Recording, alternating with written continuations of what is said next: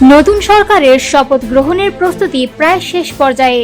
BNP এবং অন্তর্বর্তী সরকারের সংশ্লিষ্ট সূত্রের তথ্য অনুযায়ী হবু মন্ত্রিসভার জন্য ইতোমধ্যে প্রস্তুত করা হয়েছে 40টি সরকারি বাসভবন এবং 50টি বিলাসবহুল গাড়ি। মঙ্গলবার সকাল 10টায় জাতীয় সংসদের দক্ষিণ প্লাজায় সাংসদরা শপথ গ্রহণ করবেন। আর বিকেল 4টায় নতুন সরকারের মন্ত্রিসভার সদস্যরা নেবেন তাদের দায়িত্বের শপথ। গৃহায়ন ও গণপূর্ত মন্ত্রণালয়ের সূত্রে জানা গেছে, পূর্ববর্তী সরকারের মন্ত্রী এবং বর্তমান উপদেষ্টাদের ছেড়ে যাওয়া বাসভবনগুলো মিলিয়ে 40টি বর্তমানে শপথ গ্রহণের জন্য সম্পূর্ণ প্রস্তুত। তবে নতুন সরকারের চাহিদা অনুযায়ী এই সংখ্যা আরও বৃদ্ধি করা সম্ভব। যেসব বাসভবনে সংস্কারের কাজ বাকি রয়েছে সেখানে দ্রুত কার্যক্রম শুরু করা হবে।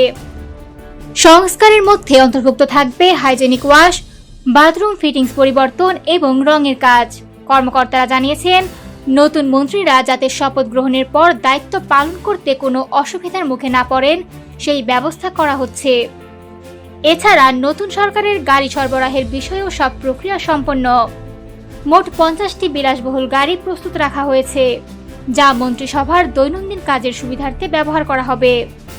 নতুন সরকারের শপথ গ্রহণের সব আয়োজন পরিকল্পনা অনুযায়ী সম্পন্ন করা হচ্ছে।